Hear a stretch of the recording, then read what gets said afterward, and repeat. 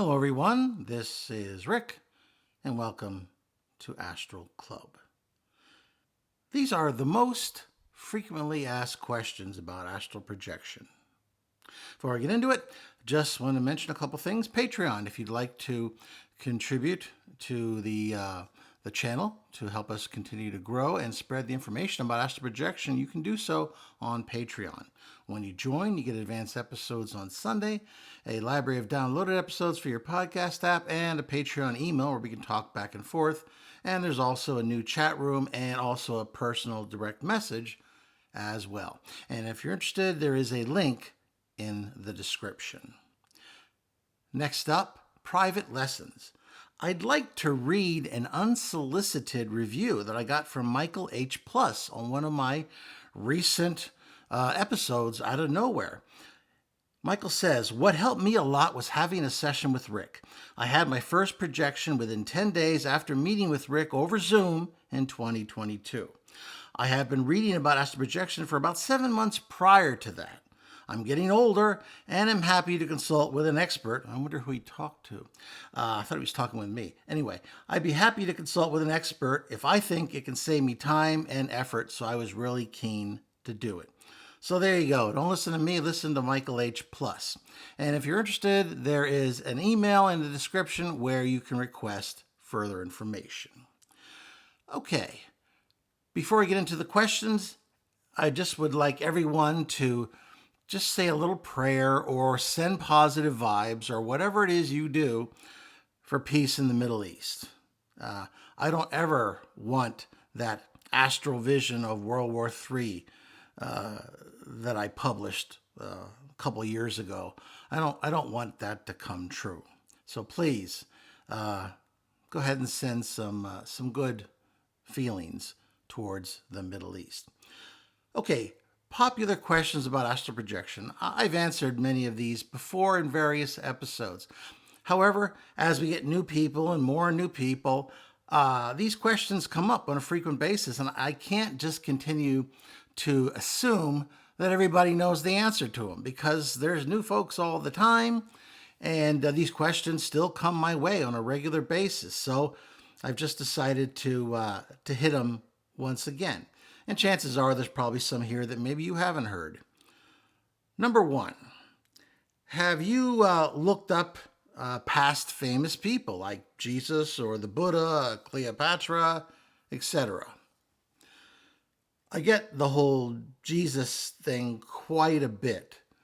And let me explain to you why I have not.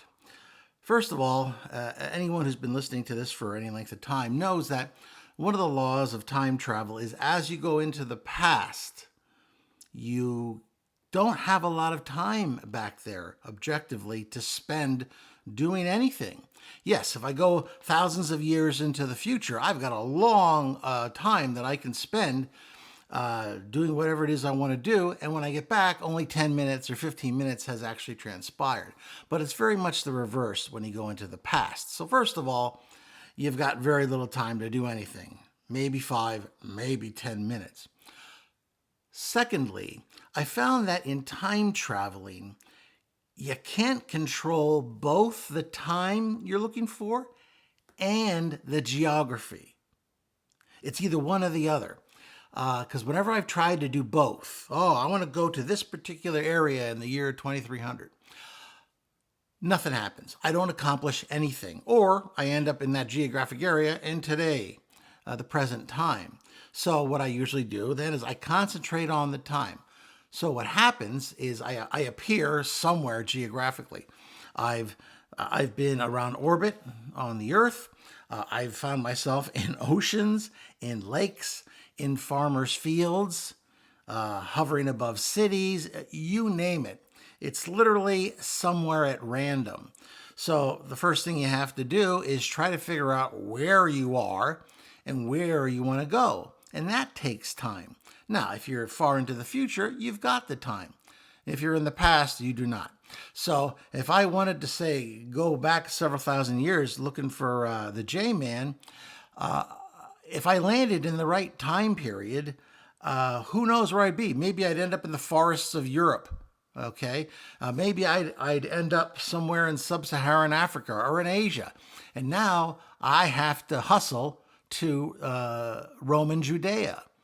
And then once I'm there, I'm confronted with the fact that it's a very big place, and trying to find one holy man wandering around with some disciples with him is not a very easy thing to do, because he's very famous now, but he wasn't back then.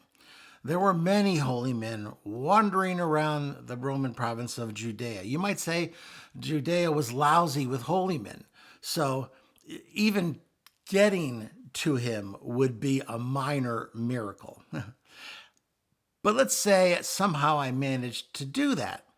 Then I'd have to figure out how to communicate with them, because typically I can't be seen in the past and I can't communicate with anyone in the past. But let's go another point here. Let's say that because of his extraordinary abilities, he would be able to perceive me. Then we bump up into my personality, which is an even bigger stumbling block. Because the way I see it is I'd have two choices. Number one, I could be very mature and I could ask him some of life's central questions. Why are we here? What are we supposed to learn? Which do you favor, Roman Catholicism or Protestantism? There's a lot of deep questions that could be asked in whatever short time I'd have. Of course, the second choice would be much more challenging to me, and that would be to mess with them. I'm ashamed to say that, but my sense of humor is very particular, and it definitely can be, and certainly in the sarcastic and in the weird sectors of humor. Let's say I stumbled upon him in the desert during the famous 40 days in the desert, where he wandered around and he meditated, and then he was confronted with the temptations of Satan. I would be tempted to say, "Hi, I'm Satan, so bow down to me and I will give you the world." So those are my two choices. I'd like to say that, of course, I would choose number one, get that information that we all need. But I hate to say that I probably might hit number two and mess with him. And what a mess. I'd probably end up going back to the present, and I'd tell my wife, "Hey, I was able to meet Jesus." And she'd be like, "Wow." And I'd say, "Hey, I think I'm in the Bible now." And she'd be like, "Oh, no kidding. Who are you?" And I'd be, Satan? She'd be like, "What?" I said, Satan. Rick. I'd be like, I know, but I couldn't help myself. So I don't know. That's kind of a funny little reason. But those are some of the struggles that you would have in going back into the past, trying to meet these famous people. Even if you didn't have my warped sense of humor, you still see the problems with trying to accomplish a meeting of that type of magnitude. Number two, why can't I astral project yet? I get that question very often. People are very used to getting things they want very quickly. I could teach someone how to change the oil in their car very easily. It's a very easy process. Heck, you could watch a 10-minute video and any person would be able to learn how to change their oil. But astral projection is much different. Yes, there's a lot of information to glean. You can learn things like, my goodness, don't hang around your body. Get as far away as possible, as quickly as possible. What did I used to say? Get out and then get the hell out. I think that's what I used to say. But, there's also a weird spiritual component. You can have all the information in the world, but if you're not quite spiritually ready for the astral projection experience, it won't happen. And that's the one mystery equation that I can't solve. That's something that you have to be able to work on in some mysterious way yourself. So also, I mean, it's just sometimes it requires patience. Sometimes it just requires really sticking with it for a long period of time.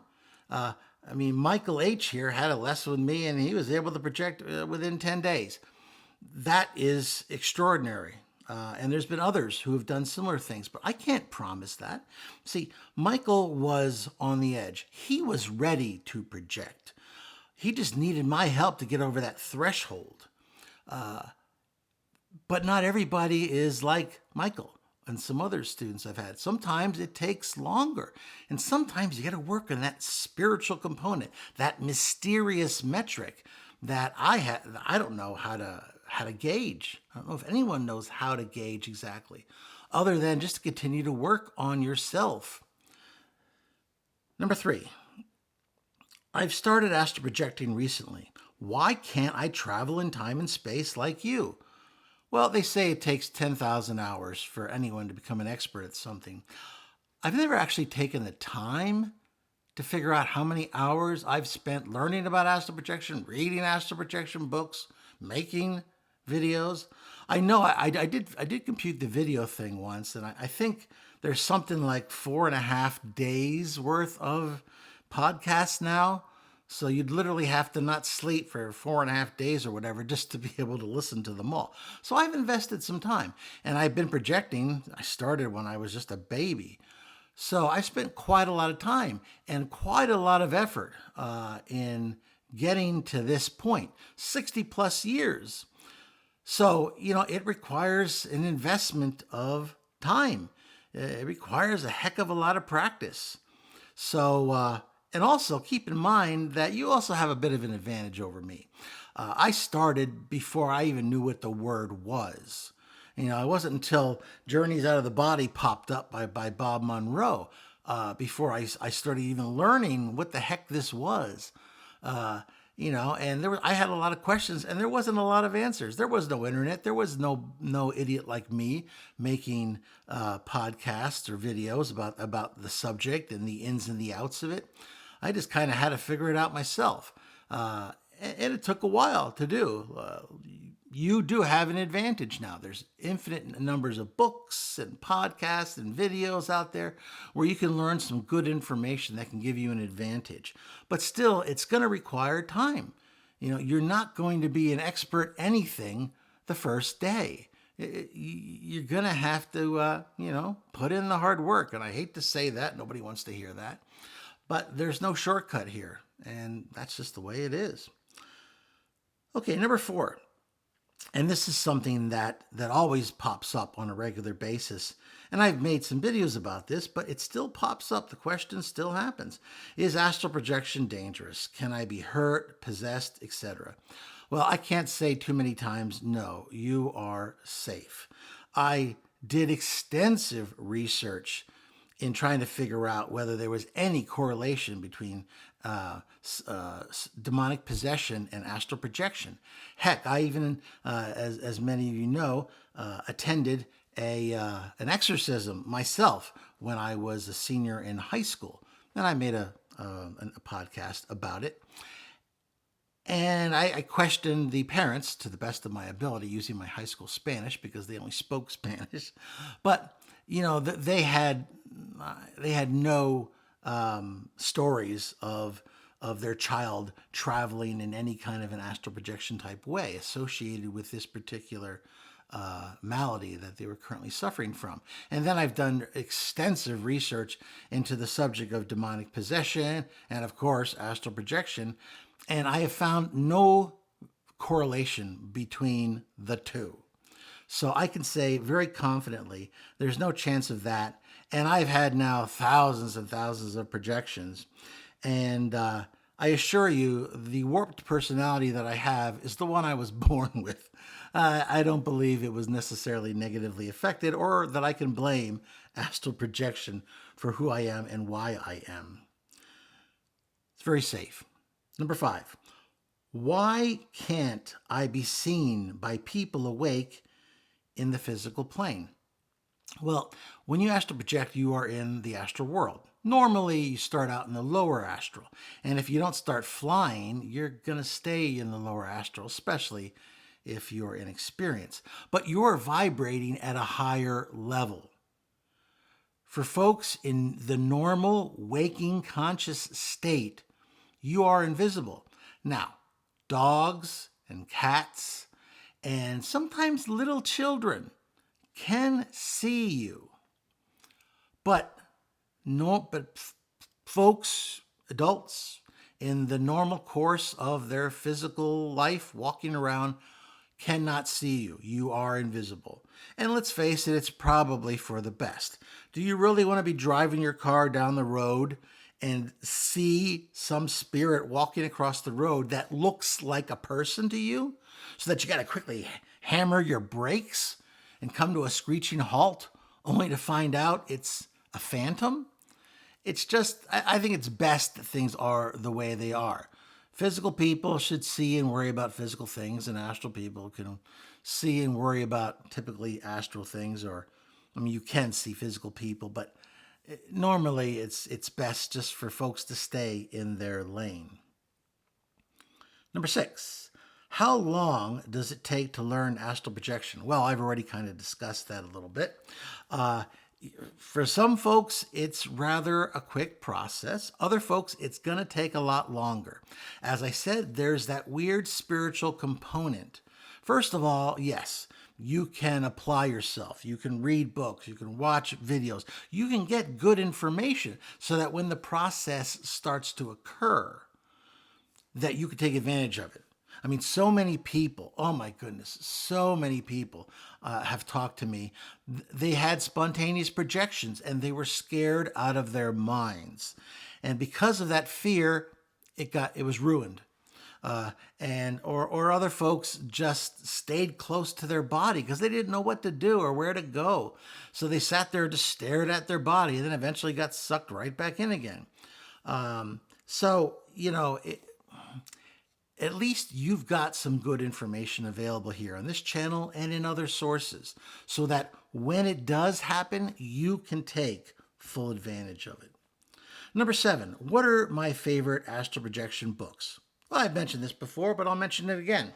Leaving the Body by D. Scott Rogo, The Projection of the Astral Body by Sylvain Muldoon, and of course, Journeys Out of the Body by Robert Monroe.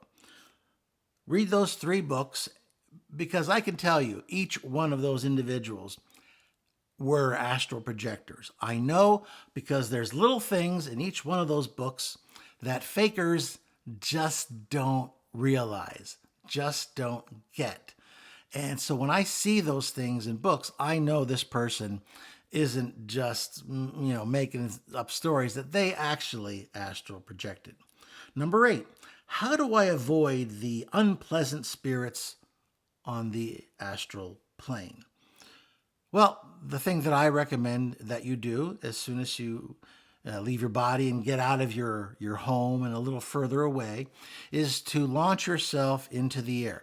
When you do that, you are raising your vibration and you are taking yourself out of the lowest level of the astral, and you are removing yourself from any interaction with these lower spirits. Now, if you want to be someone who has had experience in astral projection and wants to get into rescue work, well, you don't want to do that. But I think most people, especially new projectors, aren't looking to interact with some of these negative entities out there. So the best thing to do is you look up into the sky, you think of someone that you love in a pure way, you pick out a particular spot in the sky, and you will yourself to go to that place. If you're a little afraid of heights, we don't want to kick in that fear element. So the best thing to do then is just kind of fly a treetop level. It'll still take you out of the lowest level of the astral, but you won't have to struggle quite as much with being all the way up there with the airplanes. Number 9, can I astral project with a friend? It is possible. I did it a number of times with my girlfriend in college. I met her in a class that was talking about astral projection. Turns out she had been a projector from childhood as well. She was extremely experienced. And because we were geographically close, especially on the weekends, we were able to arrange for mutual projections. But that was only possible because we were very close to one another. We trusted one another, and we were both very experienced astral projectors. If any of those elements are missing, you're going to have trouble doing a simultaneous astral projection. Number 10. How long does the average astral projection last? Well, from my experience, it's anywhere from a few seconds to around 20 to 25 minutes present time. Naturally, things change if you do time travel, but for the most part, most folks don't do time travel. So that's the range, So it's not a very extensive process.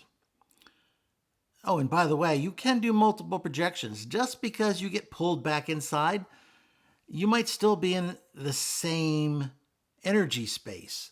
There's been many times where I've been pulled back in too soon, where I just went out again. Number 11. Are there any negative side effects to astral projection?